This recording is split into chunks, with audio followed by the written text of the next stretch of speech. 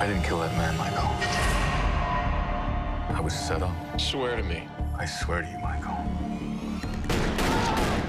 I find it incumbent that you see the inside of a prison cell, Mr. Schofield. Getting you out of here. Well, it's impossible. Not if you design the place, it isn't. You're asking me to break the law. I'm asking you to make a mistake. Forget to lock up. As soon as it gets dark, we go. Sound the alarm. We did it, Mike. However this plays out, I have no regrets. Prison Break was a very pivotal and rewarding chapter in my own personal development. Ever so often, a job will come along where you say, this is special. We didn't know if Prison Break was going to be a hit. I think they called it a phenomenon. Prison Break is a job that, by and large, all of the actors on it owe their careers to. I think it was ahead of its time. B-Mark! Action!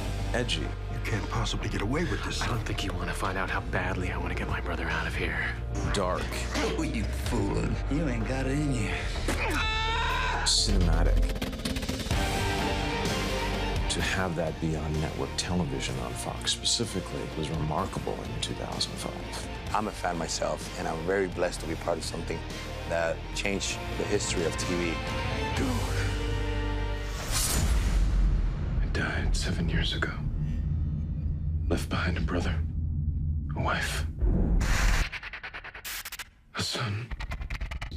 But the dead talk if you listen, because not all deaths are the same. Some are real,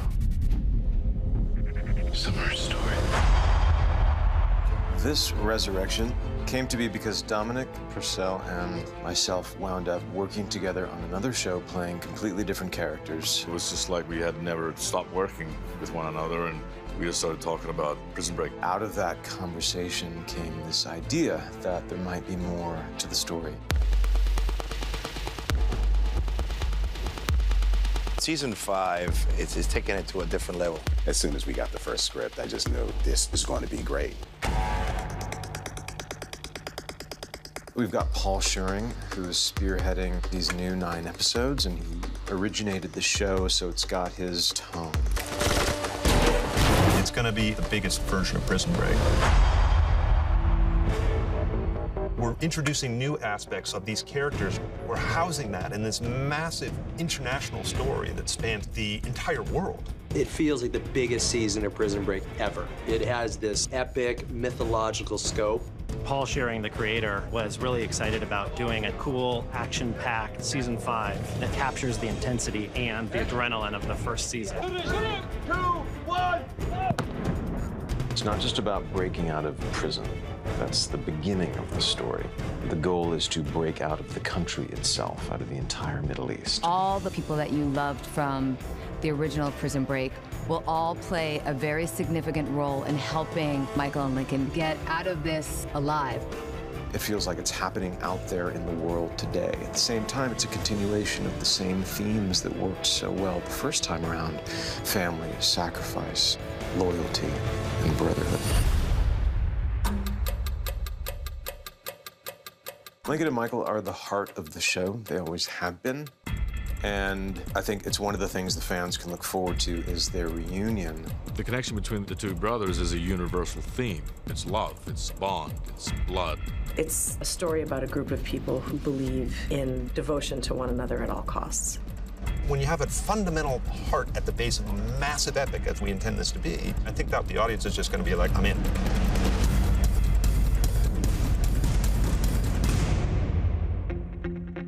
Prison Break fans are by far the most vocal and loyal that I've ever encountered, which, given that we've been off the air for 7 years, is remarkable. It's something you never quite get used to. I'm humbled by it, and I'm very grateful to the show and the fans. It is great that we have so many of the old cast back, because I think it's one more thing for the fans to look forward to. But we've also got a handful of great new characters as well. It really is bringing all of those pieces, all of that family back together again, and that is the heart of the season. Still tight as scales on a snake. Teabag gets out of prison, and then boom. Must have friends in high places, Bagwell.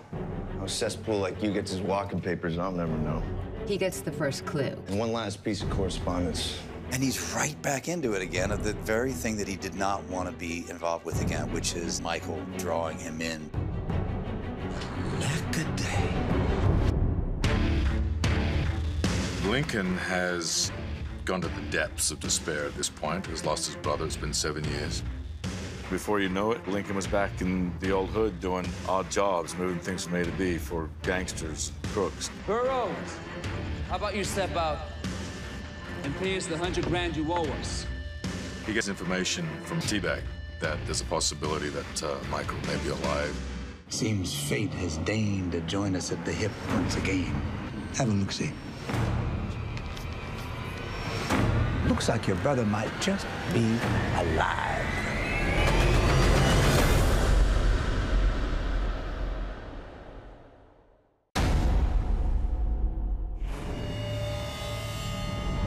You know, I had made my peace with what was coming, and you show up and give me the one thing a man in my situation shouldn't have. Hope. Now that's gonna be taken away. Don't do this, Link. I got 3 weeks. What do you want me to do? Michael was someone that always used to show him the way to a degree, and he didn't have that guiding light in his life. My life's been a mess ever since you left. Falling back into my old ways. Here's a guy who lost what was most near and dear to him, which was his brother. Hey, Mark. When the potential of his brother being alive comes on his radar. If you don't get off my deck, I'm gonna crack your skull. I get a surprise visit from Teabag, who Lincoln despises. Have a look-see. Teabag said he thinks Michael's alive. It's impossible. That's what I thought. He starts this journey off into the world, which is to find out, ostensibly, is his brother alive? You know you want it to be true. Losing a brother. Massive hole that leaves in your life. Sarah, she has moved on with her life. You're talking about a woman that had this profound life-changing relationship with a man 7 years ago that lasted less than 2 years. Michael was sick. He was terminally sick. And he died.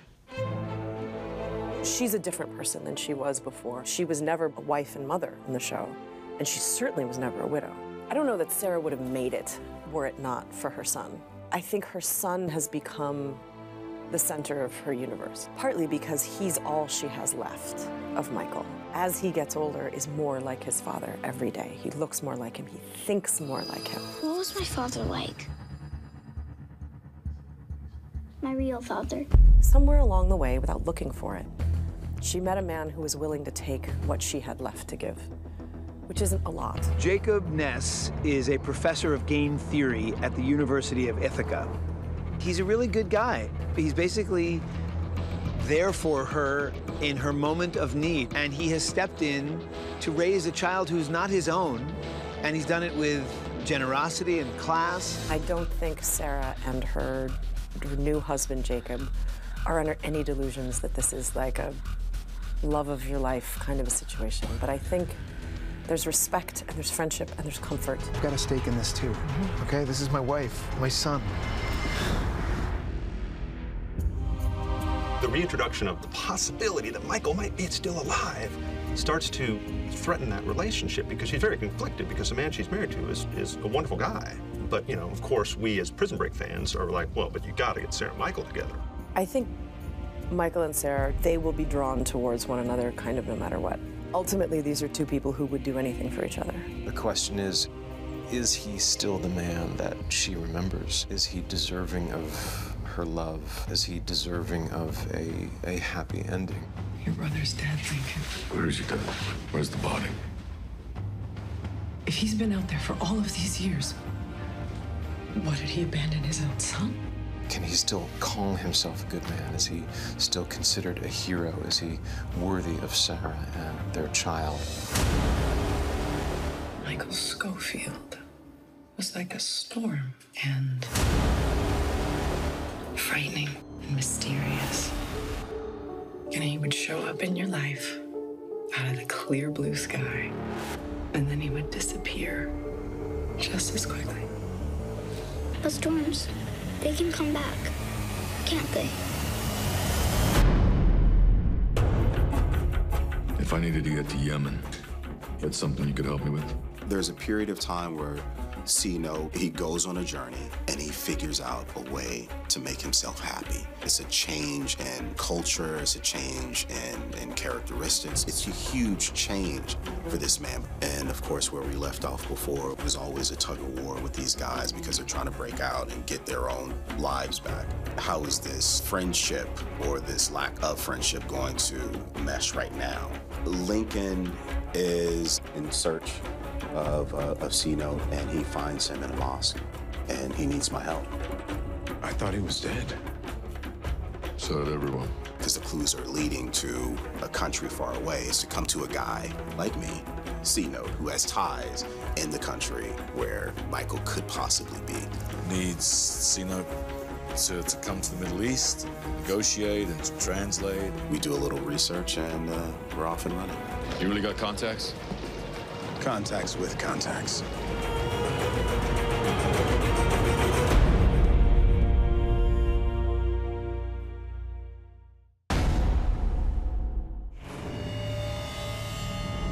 "7 years back, my brother waded into hell to save me. He was a genius that no prison could hold. We need to break him out, wade into that hell and find him, and bring him back to life." Michael reappears in a prison in Yemen, and that's changed him. He's got a new deadly set of skills. He's now always vigilant. It's always been one of the most interesting parts of the character to me is that he's a good man pursuing good ends. Please tell me, you still plan on getting us out of here? I'll start the process. But the means are somewhat shady. It's the good stuff, morphine derivative. I need access to your cell phone and a credit card number. His hands are dirty at this point in the story. Some of the prominent new characters are prison mates of Michael's. Then he just faced you with all the fact that we're gonna die in here? We're not gonna die. We're still getting out. All of us. He has formed an alliance that work together to hatch this plan to escape. Whit is Michael Schofield's right-hand man. He's very much the lovable rogue. Like a brother to me. I had zero, nobody, till you recruited me. He's very loyal and very dedicated to Michael and what we're trying to achieve together. Nobody has the ability to trust each other, but these few guys are in the same cell and they're from international territories, and they kind of bond together. Getting over that wall is just the start. And every one of you is crucial to that plan. He's got a whole new family, and there's a question, who is Michael now? Sometimes, my friend, I can't tell which is bigger, your plans or your lies. But every time I get the new script, I'm turning the pages, I put it down, I lay in my bed, and I just can't go to sleep. There just couldn't be a greater crucible to put them in. Like, everything is a threat from all sides, and you don't know who to trust. We're the only ones coming into the place. Yeah, the country's falling apart. Who's that contact again? Another new character is Sheba, who is trying to help her country from within while it's being eviscerated from without by this invasion of ISIS forces. This is very radicalized neighborhood. She's a Yemeni activist and a freedom fighter. Sino and Lincoln need someone that knows the ins and outs of Yemen, and so that's where my character comes in. The suburbs are out there, front line of the war. You have to get us past the checkpoint. 2 Americans will never make it without you. She's my go-to girl. She's the girl that can actually unlock doors that I can't unlock. There. It says, yes, the man in the picture is here, and we can see him, but only because we're dealing with Sheba.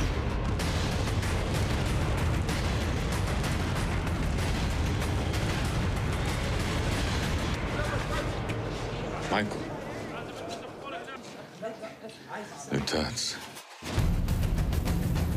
Michael has a new set of tattoos, and they are pivotal to the story. They're different in terms of the idea around them. It's got that great Prison Break puzzle that will really be something exciting as it unravels as to what they are and why he has them. And I've always liked the symbolism of Michael being a marked man, and the tattoos are a reflection of that.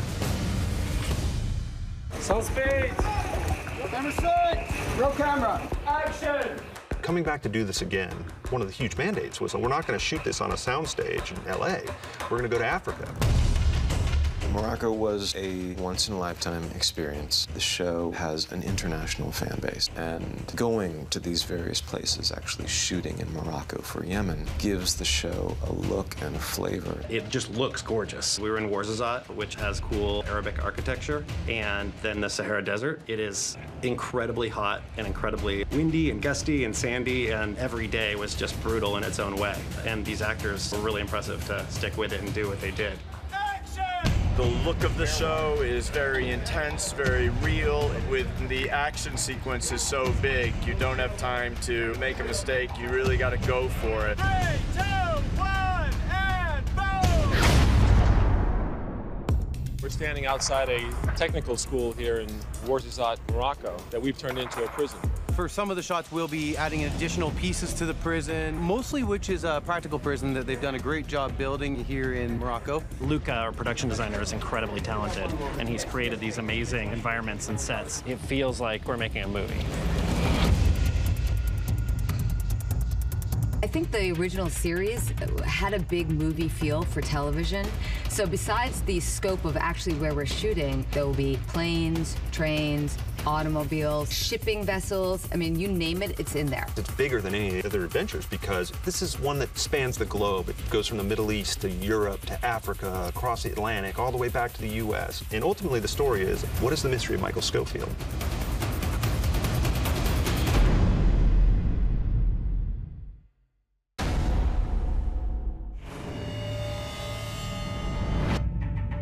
I was a fan of the original series. At the time when it first came out, I read the script. And when I read it, I was blown away because it just was a perfect kind of story set up for a show. The thing that really stood out to me was the relationship between the brothers and what you're willing to do for family. I think we had a nice blend of action, adventure, and heart. It was about family, it was about sacrifice, it was about loyalty, brotherhood specifically, as well as like the cliffhangers and the cool engineering stuff and the tattoo. It has that DNA of the original Prison Break, and we all felt that there was more story to tell. It's going to be incredibly exciting. I think this is going to be better than the original Prison Break. I think more and more, especially in light of these last 9 episodes, there's also something about suffering and endurance. All of our characters go through extreme hardships, and I think there's something inspiring about watching someone endure and endure and endure and come out the other side. Well, one of the amazing things about the new season is I think that there's been some time off between the 4 seasons and this, which lets there be a little bit of a reset and build up the mystery again. What has happened to Michael? What has he been doing for the last 7 years? Why hasn't he contacted Sarah? Is he the same guy? Is he a good guy? Is he a bad guy? And that's sort of the fun. We've got 9 episodes to do what we used to do in 22. It is what you expect Prison Break to be, which is television by the edge of your seats. It's the way Paul Schering writes, and that's what makes him such a brilliant writer. He writes in a very multi-layered, almost Shakespearean kind of way, that just plots, just intersecting and weaving in and out, and at the end of the day, they all kind of connect, and it makes perfect sense. And people just are left like, give me the next episode. There's an expectation to bring you what you know, but I also think there's a responsibility on the writer's part to let these characters have learned something. Please don't give us the same old thing. Paul, I think, because he knew he was doing a short run, it was going to be an event series, I think he wanted to just bring back the people that he could really tell a full story about, really give them the time they needed. When we see the characters this time around, they've been affected by life and its turmoils. T-Bag and C-Note and different characters are coming back as part of the family, but they're all kind of getting a really unique, cool story. It was something that I think everyone wanted to be a part of, and you felt that energy, you felt the synergy, you felt everything just pulsating around this project. It was just like old times. We all fit, we all understand each other's rhythms, we're all good friends, just like a big family event. To come back to this group of people that we started with was really, It was emotional. It resonated, I think, in surprising ways for all of us. Coming back to this project was like riding a bike. This story still lived in me somewhere, and my very first scene, I'm behind bars, Dominic's on the other side, and it was just like old times. Just looking into his eyes was enough to ground me in the who am I of these characters. There's so many new people, so many new characters, incredible, incredible talent. The writing is top-notch. The compilation of the action and the intrigue and the drama is heightened dramatically. It's just non-stop thrills, non-stop mystery and information being revealed. It really matters that we deliver something that honors the commitment that the fans have given to us. You can expect what you always saw in Prison Break, which is a lot of shorter nails and a lot of, no, wait a minute, I gotta wait till next week. It's a grand epic. It's not constrained to a prison. It's not a throwback. It's right here, right now. It was a great show. It was a great experience. And I'll do it again.